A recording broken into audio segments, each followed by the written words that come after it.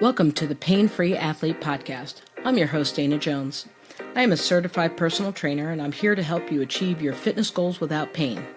In each episode, I'll share tips and strategies that will help you stay safe and pain-free while you're working out. I'll also interview experts in the field of fitness and pain management. So if you're ready to learn how to stay active and pain-free, then subscribe to the Pain-Free Athlete Podcast today. Hi, everyone, and welcome to the Pain-Free Athlete Podcast. I'm your host, Dana Jones, and today I am joined by a special guest, Denise Smith. Denise has been a physical therapist for over 20 years and has spent her years obtaining certifications that allow her to treat each patient as an individual with the focus on hands-on manual therapy techniques, functional movement patterns, advanced advanced treatment of athletes of all levels. She specializes in treating runners with a focus on running technique, teaching with the use of video analysis and individual drills to teach proper movement to help runners run faster, longer, and without pain. Denise believes that our bodies were made to move, and sitting is a disease that will cause long-term damage to our bodies. Welcome to the show, Denise. Thanks, Dana. Thanks for having me on. Not a problem. I love the little functional movement because, it's important. And we'll It's get into that. important. Yep. So, what do you do? What do you own? What do you got going on? So for work, I am a physical therapist. That is my best description in a nutshell, but it encompasses a technique side for runners and other athletes, looking at how they move through video analysis to help them understand more efficiency. And when you're more efficient, you can eliminate pain or reduce your risk of an injury, but also become stronger, faster. But I also can work with people that are post-operative, people that want to prevent an injury. So the physical therapy lens allows me a different view of looking at movement patterns to prevent injury and just improve performance. So, when do people go to physical therapy? Well, the majority of people go to physical therapy when something is wrong. So when Mhm. they have pain or they feel stuck, that's a word we hear a lot, or if they sense something isn't right and they want to get it before it turns into something worse. That's when most people find us. I would love it if we were a primary source. I believe physical therapists are the true musculoskeletal experts out there. So I would wish if I could change the world, I would wish for like the high school athlete that has to have the annual physical assessment before they can be approved to play school sports. I wish we were the ones that were doing that assessment. I wish that people would do an annual screen with physical therapists to look at maybe their fall risk or any movement issues that are creeping up because they sit too long at work. So I wish we were a primary care source from a movement and musculoskeletal assessment. But for right now, we're very happy in our space of working on injuries. But someday I hope that we can push the boundaries of how people look at us as a resource. I think that would be great, especially as a former coach of high school athletes. The idea that they actually go to a body professional for analysis prior to a sport would be super cool. I mean, no disrespect to medical doctors, but Not at all. I kind of feel like there's a gloss over, like, all right, I'll sign your paperwork kind of deal. I don't know. Movement is important in my world, for sure, because I'm watching athletes move. And I know that as my clientele is kind of changing, I'm starting to see some issues with falling. A lot of people are falling, Yep. especially the runners, and they trip on something or whatever. Do you have any specific techniques that you use to kind of help runners avoid those types of things? Like, is there something in particular that they do that you notice as people either get older or get lazy or whatever, with technique? I don't want to put it on an age thing or an activity level thing, but I think that runners, the main running position or the running pose is one foot up and one foot down. So you're standing on one leg and the other leg is up in the air. That is our main position. And we're always on one leg as runners. We're never with both feet down. So I think that testing balance just by can you stand on one leg for runners? And most of the times, what I hear from my runners is, oh my God, my balance is terrible. And I think, okay, well, why aren't we working on that? You're always on one leg as a runner. Why is that not one of the first things we work on?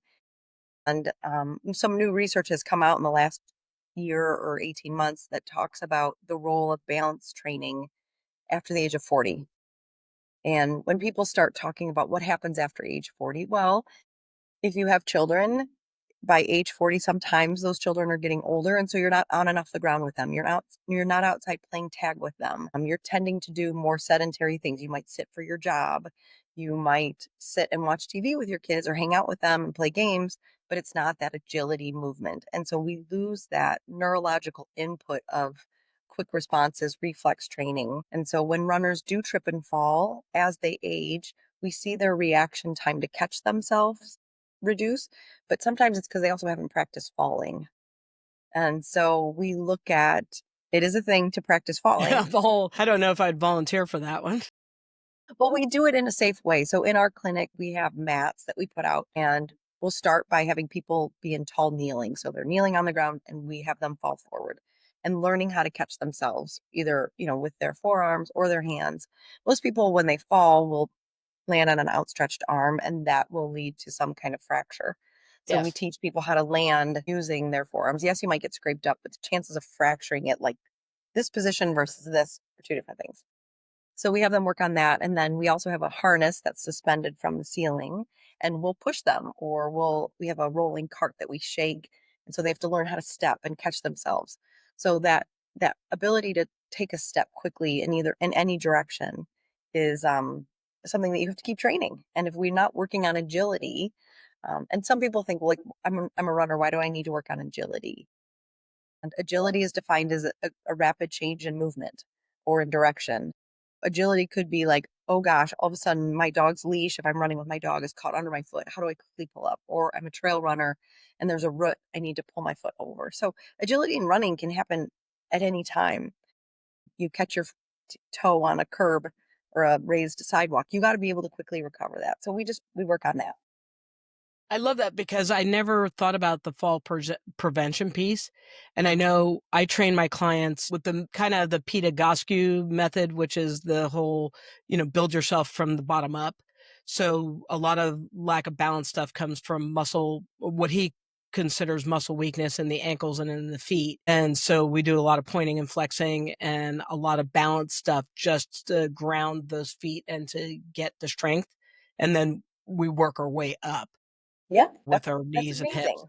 and stuff, but I never thought about actually teaching people how to fall because that would be ideal because we never fall pretty, and I've never been someone who fell pretty, so Not meant to be pretty because we don't want you to do it, but if you can at least do it in a safe way, then it do you recommend, and this is totally random, but do you recommend that they try to turn when they fall instead of falling? I mean, obviously, if you're tripping on a curb, you may not have the ability to turn yourself a hair or something to land on more of the fatty stuff as opposed to your fingers or yeah. wrists or Well, we know that that can be trained because we train, let's take a volleyball player for, when these kids are in middle school and high school, we are training them how to hit the ground and roll.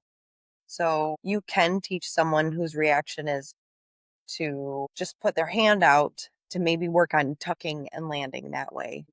And so, yes, if ideally we can get them to fall on something softer or meatier, that'd be great. That's not always possible, but if we can get people to like have that quick reaction to be able to do something, and I don't think it's bad to train that anyway. Like even if you miss, um, if you're strong enough and you've worked on this, on preventing this, your reaction time will be faster, and you might just lessen the brunt of it. It might still end up not good, but at least you can lessen the brunt of it. I yeah, think the other thing I'm seeing with runners is, and I won't pick on a particular shoe company, but I'm seeing these shoes that that are are like, big and fluffy. yes. And I think it's awesome that you want your foot to feel like it's on a cloud.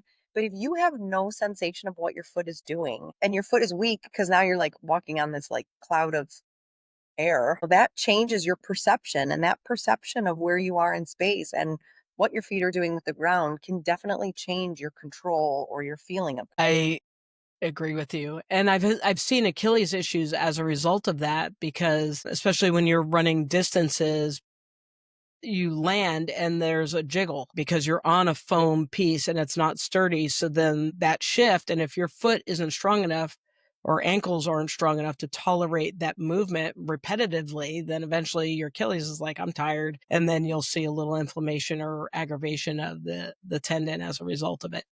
Yeah. And doctors will call that a overuse injury, and we call that a misuse injury because the tendon just got tired of trying to do, like you said, something it's not designed to do.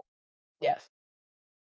But if you are training in this three-dimensional world of reaching and hopping, the tendon may have better, um, that's what I want to say, tolerance to unnecessary movement. That's yeah, that makes sense. Reflexes, because you've mentioned that, like, reaction times and stuff. Is there something that or exercises that you do to kind of teach reflex training? I know, I always think of whenever I think of this, I always think of, what is it? Formula 1 drivers. And they always have them with the lights, and they have to tap, the light wall and do whatever to practice their reaction. Is that something that we need to do if my backside is sitting in front of a desk all day? Yes, yes. Now, not everyone might not have access. We use a group of light up things called Blaze Pod. Not everyone has Blaze Pods, but even if you can take like a ruler and someone drops the ruler and you just have to try to catch it before it slips through your fingers, that is reaction training. Reaction training could be that someone pushes you, just a little nudge, and you know how to take a step out. Reaction training could be that you can print these out online, that it's a series of like two hands, one hand, like with the right or left hand. So what you're doing is you're reading this chart, and as you see the picture that depicts two hands, you touch the ground. If it's one hand with your right hand, your left hand. So you're doing this pattern repeatedly, following along on the sequence. You're laying on the floor, standing at the counter, that you're reading along and trying to react to what symbol, if it's one hand, two hands, both hands at the same time, whatever it is, that your brain is recognizing a pattern and you're having to repeat it quickly. Well, you don't need fancy equipment sometimes to just do reaction training. Some of the reaction training I do is like I'll put different songs on with different cadences. So, can you find the beat? Mm. Sometimes just cadence training is a good way to get your brain and your body to work on that connection. So, you can get really into reflex training, or you can do very simple things just to keep that mind body connection going.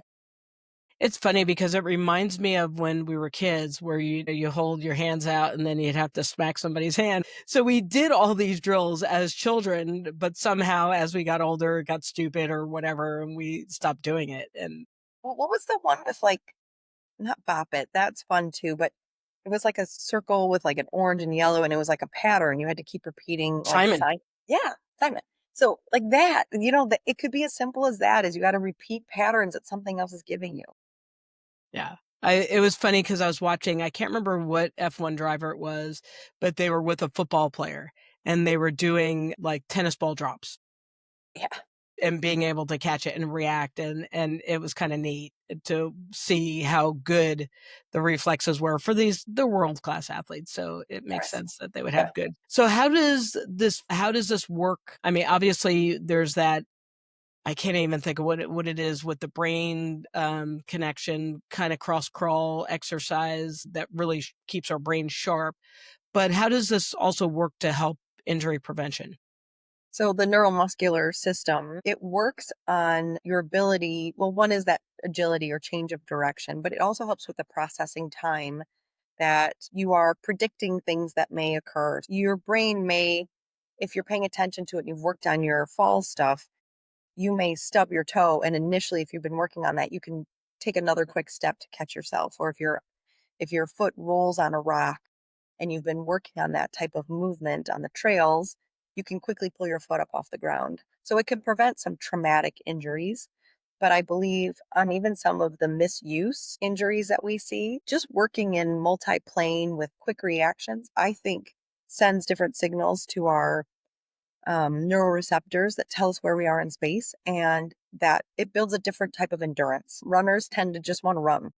And they think like, I'm strong because I'm running. Well, no, strength comes from loading the system. And so with weights, loading with weights, working in different areas, working on mobility, working on stretching, all of that is input to our neurological system. Like yoga, I just think yoga is this really amazing. Everyone thinks yoga is like where you sit and hold these stretches, but if you do strength yoga, where you're focusing on holding positions for a long time on one leg, you're training your neurological system, you're training your musculoskeletal system, you're training all these different systems that you use when you're running. It doesn't look the same. Our heart rate isn't as high. And so people tend to not give it as much credit as it deserves. But yoga can be great for recovery and training, depending on what type of yoga you're doing.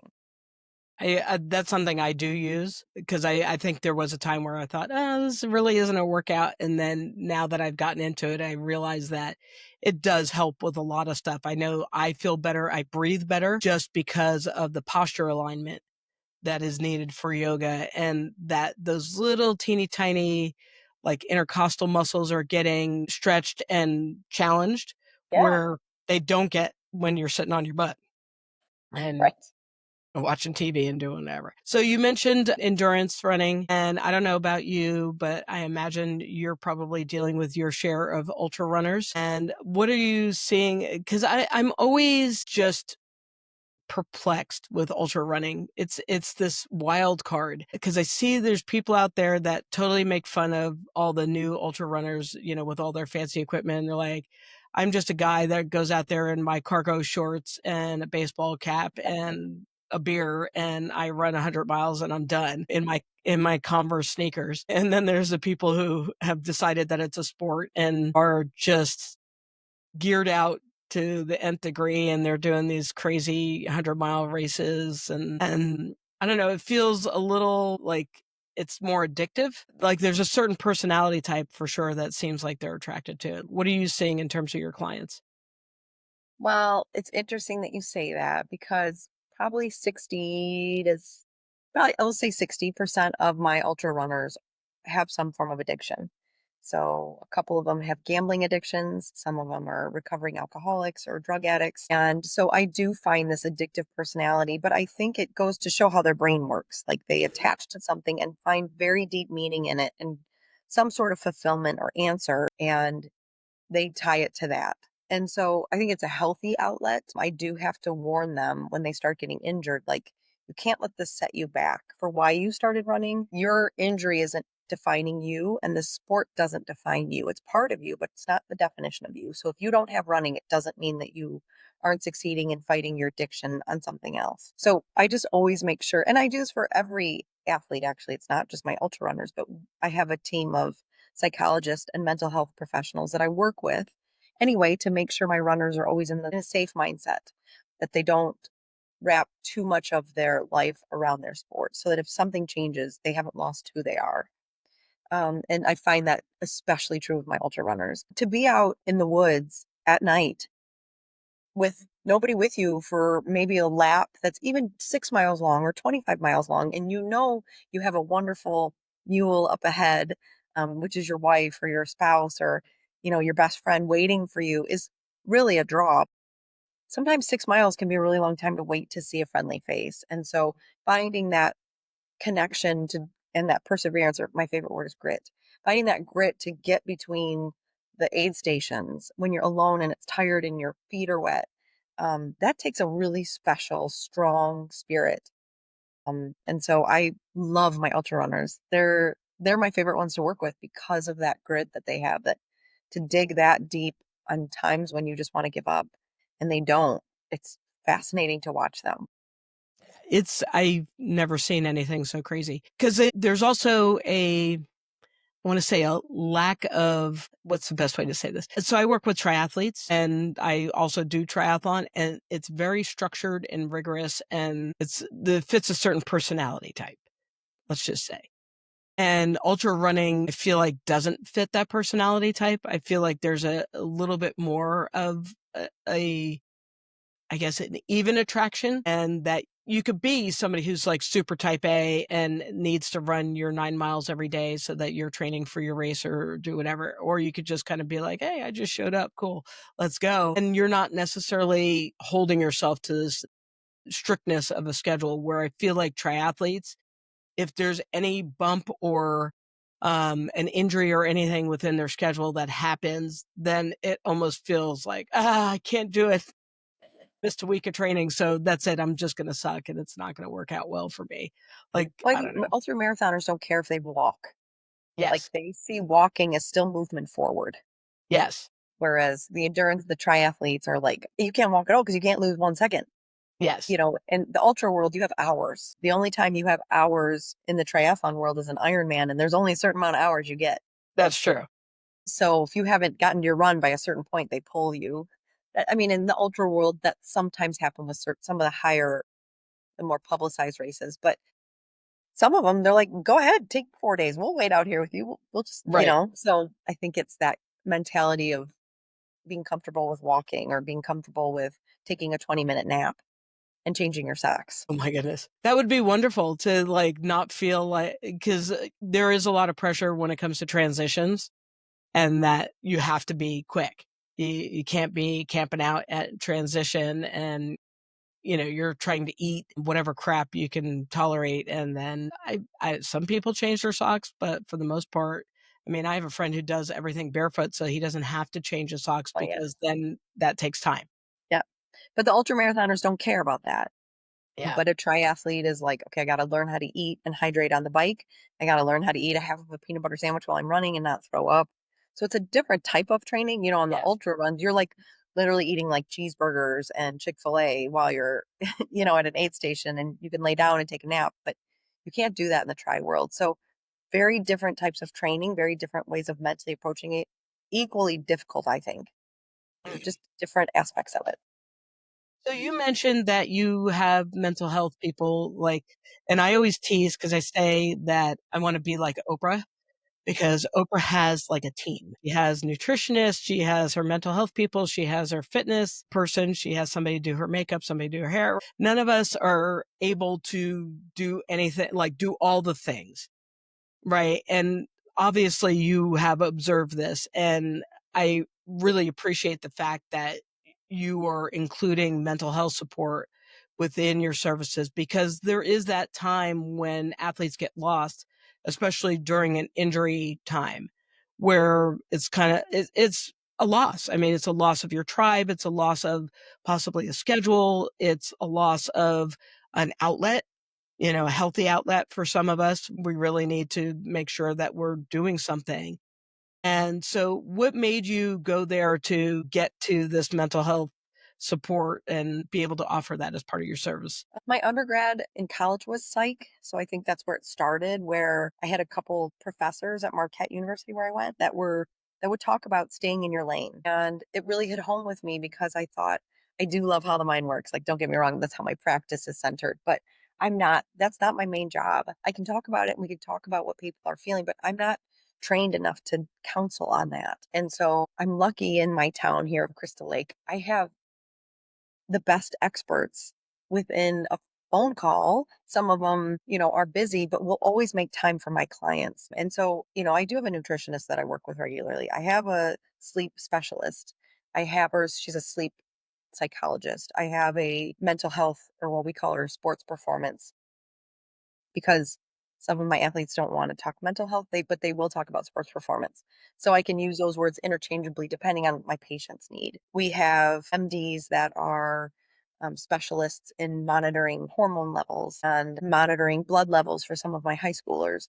So I think I function better with a team because I think our athletes, then we see them rise and return to sport very quickly, feeling much more confident because they have this team surrounding them being like, listen, we'll watch all those things for you. You do your thing, but we'll help you get back to that. So I think it just maybe a little bit of my training, but more that I am lucky to be in this town that has these resources that we all love it. We love working together. We love watching these athletes thrive and return because of their dedication to it. So I just think it's a good tribe that I'm in that makes me want to do more with these professionals.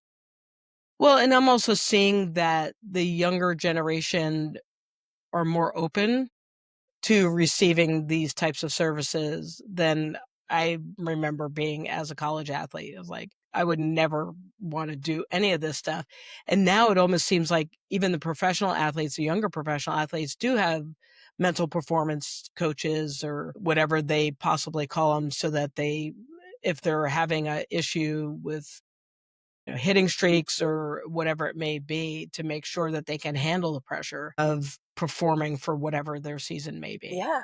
I mean, that's what, I also I don't want to turn it into like counseling sessions every time somebody's here. I do think there's a little bit of you got to push yourself at some times, but if you have the right tools for managing that, you can move forward, acknowledge how you're feeling and continue to grow and not use that as a crutch. But seeing, some of those NFL players that go on the sidelines and are reading mental performance books while they're on the sidelines and the cameras capture it, I think that's a really, I have a son who's 13.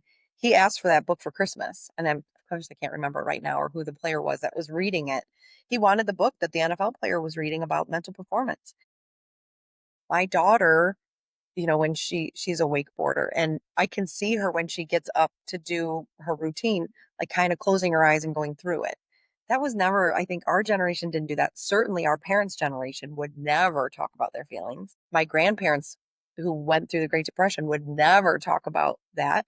But I do feel like people are just acknowledging that it's part of our health and healthcare system. And we are seeing a shift in reimbursement. Yes, they're moving away from reimbursing physical therapy, but a lot of that money is going to mental health now. So I think it's a good, I mean, I don't like that they're not reimbursing PT like they used to, but I do appreciate that they're supporting mental health and it's making it very accessible. And that's important, and it's funny because neurologically, we know that if you're sitting on your sideline, and I think I wanna say that I've seen this the most with skiers, is that I remember the first time, whether it was watching an Olympics or something like that, where somebody had their headphones in and you could see them, their eyes were closed, and they were running through their run. And we know, again, that with neuroscience and that just because you're doing that in your brain doesn't mean your body doesn't feel it and know the things that it needs to do to perform. So it's not too far of a stretch to see a baseball player do it working on their swing.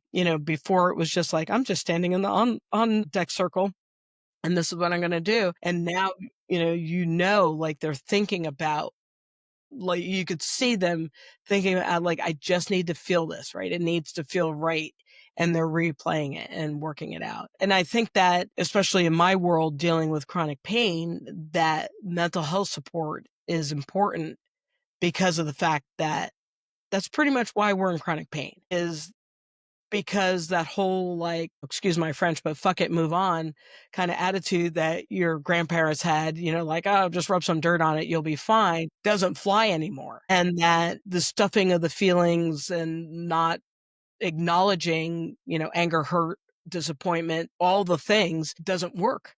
And that it shows up, and especially if I'm a young athlete and I don't wanna get burned out. If I'm taking all this time and I'm dedicating this time, I don't want some back injury that I have literally nothing wrong with my back to keep me from performing because I'm mad at my coach or I'm mad at my mom for making me play tennis or whatever, Yeah. kind of thing. And I So, think with chronic pain too, you become fearful of movement because every time you oh, move, for it sure. hurts. So then you stop moving, and then that cycle perseverates a little bit. We have a pool that's a warm water pool that we get people in, and we just have them close their eyes and like, what is it? What are you imagining movement feels like right now? And you can see them limited, like they're suspended in water. There's nothing working on them, but we'll tell them to like, okay, look over your shoulder. You're in your kitchen. Look over your shoulder to someone at the kitchen table, and you'll see them like barely move. And so you're like, okay, let's get you moving again. So I just think there's this like downward spiral that happens once you have pain because of movement, then you stop moving, but then you get weaker, then you get more tight and having breaking that cycle is hard. Yes. So having that support system of counselors, of spiritual guides, family, friends, dietitian to help you break that cycle somehow, as hard as it is, you got to start somewhere. And so we find that sometimes just gaining confidence and seeing yourself moving differently is a start. And I 100%, because when I started this work, that was a probably the first conversation was with my family, which is, "I'm doing this work, and you're gonna see crazy Dana, whatever, as I work through this stuff, but I'm really hoping, because it makes sense to me, that this is going to be okay." And then the first phone call I made was to my therapist to say, "I'm doing this work, and I need you to support me," because that's huge too. And there is still this default kind of belief that just because you're a doctor, you know better. And or just because I chose this therapist, I have to stay with this person. And so it's really important for you as an athlete and as a patient to advocate for yourself. And if it's not jamming, then you got to move. And that's okay. That's a lot of us would rather you leave us and find somebody that's going to help you than stay in a cycle that's going to just keep it going. So I'm always okay if patients are like, I found somebody else. Like, great, go. I'd rather you go than stay here and not get better. Yeah, no, for sure. What do you so um what are you working on? What is your next kind of project that you're doing or what do you offer? Well, the big thing that we're working on right now is continuing education for other providers. We think that there is a disconnect between what's being put out there by our in the physical therapy industry with um there seems to be two camps in our world of either you love manual therapy or you hate manual therapy, or you can do all your continuing ed online now.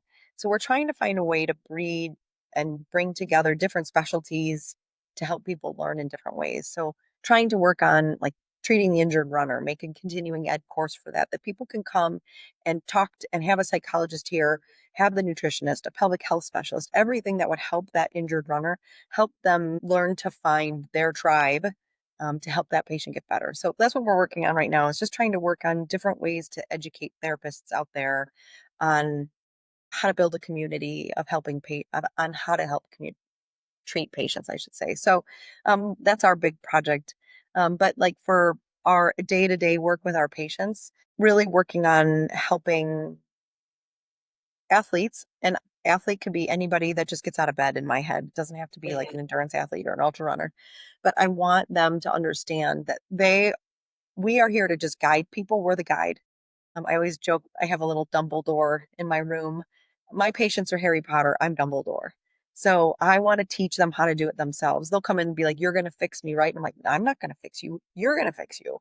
But I'll teach you how to do it and I'll guide you on that." So I think our day to day world is really focusing on trying to look at things from a prevention standpoint, but also realizing a lot of people don't find PT until they're injured. So when we got them, trying to train them. That's awesome. So Denise, how do we get in touch with you? Well, the easiest way is to go to our website, which is smithptplus.com. All of our handles are similar to that. So Instagram is actually Smith PT Run, but our Facebook is Smith PT Plus. I started out as Smith Physical Therapy and Running Academy when I first opened by myself, but now I have specialists that work on falls and concussions and pelvic health and dance medicine and golf medicine. So we expanded. So now we're Smith Physical Therapy Plus because the plus can be a lot of things.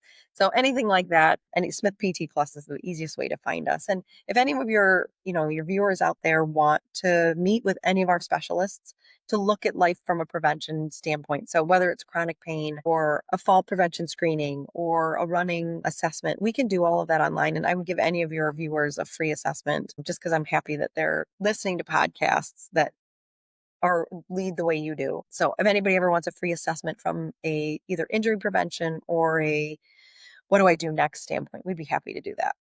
That's awesome. Well, Denise, thank you so much for joining me today. I really appreciate it. Well, thanks, Dana. Thanks for everything you do for the community too. Awesome. Yay.